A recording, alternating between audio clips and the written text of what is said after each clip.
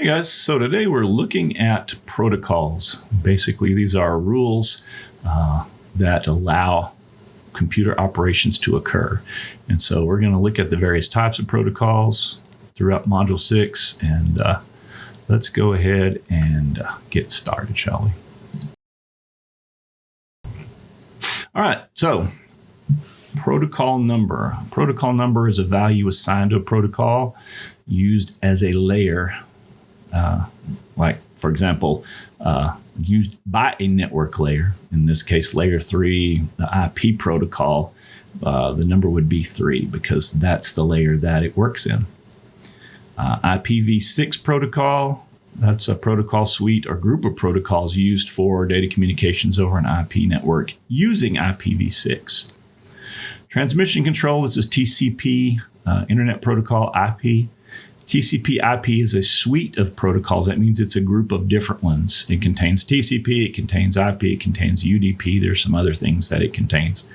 It is a set of communication protocols used by the internet or intranet devices. So basically any type of packet communication. Neighborhood discovery protocols, or NDP, that is an internet protocol suite that is used by IPv6. TCP/IP tends to be specific to IPv4. Network protocol, basically that's just a set of rules enabling network communication. Proprietary protocol is one that's developed by a specific vendor. Apple Talk would be an example of a proprietary protocol. It's specific to Apple products. Standard protocol is one that is used as an industry standard. It's been adopted by the network industry-wide.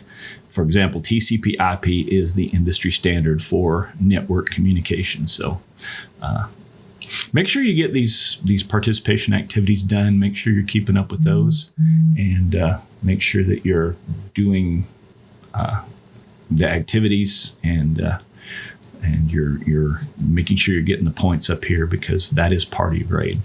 Data transfer is moving data from place to place.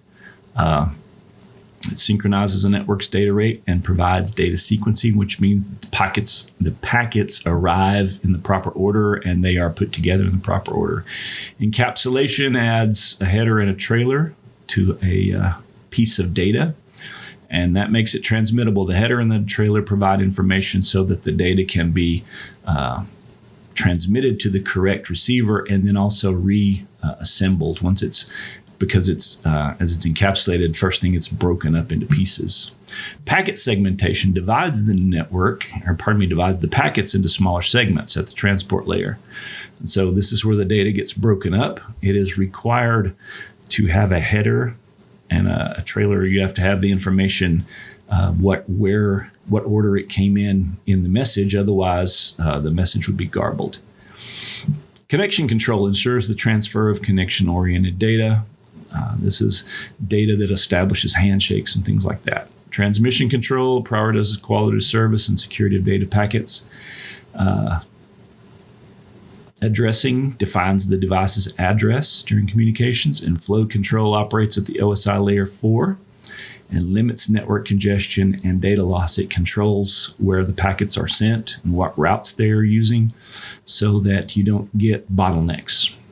And then error control detects errors using checksum bits. So checksum is a number associated with information or data, and it's a function that can be performed on that information to get a number, and then those numbers are compared with what's supposed to be there. And if the numbers are the same, then we know that the data hasn't been modified. Otherwise, the data has been modified. Directory service is a software system that organizes, manages, administers, and locates network resources. LDAP, Light Directory Access Protocol, accesses and maintains distributed directory information services over an IP network. LDAP Secure, that is LDAP over SSL. It uses SSL TLS to protect LDAP transmissions because you don't want those to get intercepted. Once again, you've got another activity. Make sure you're finishing these up, and then we will move on to the next piece. All right, guys. So if you have any questions, contact me in class and I will do my very best to answer those for you, or send me a message via the Canvas inbox.